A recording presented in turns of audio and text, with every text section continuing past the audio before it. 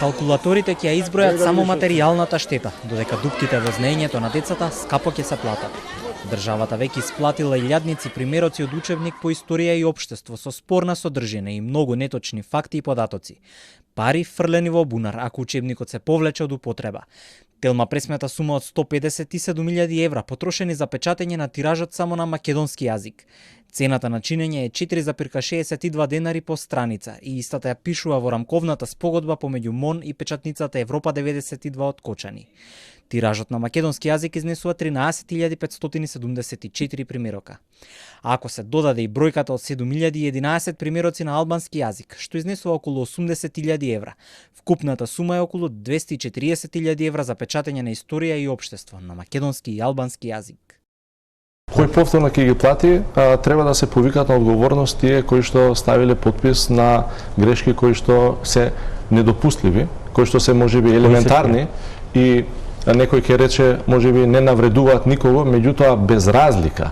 Бирото дава мислење, рецензентите даваат мислење, Националната комисија го одобрува учебникот. Значи и јасна е тука постапката. Дали ќе се повлече учебникот од употреба се уште не е одлучено. Надлежните се на крстопат. Дали ова четиво да остане во рамците и на училишните клуби или да замине во историјата.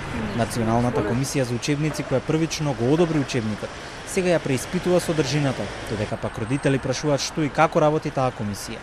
Според универзитетскиот професор и поранешен заменик министер Петар Атанасов, овој учебник го разобличува образовниот систем.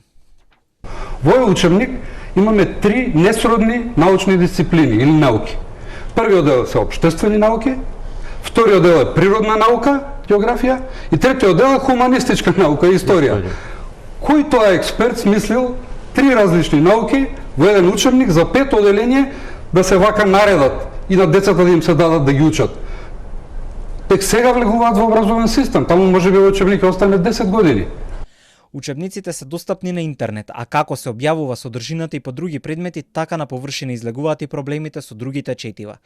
Па така географијата за 8 одделенците содржи реченици идентични со материјалот на неформалната енциклопедија Википедија.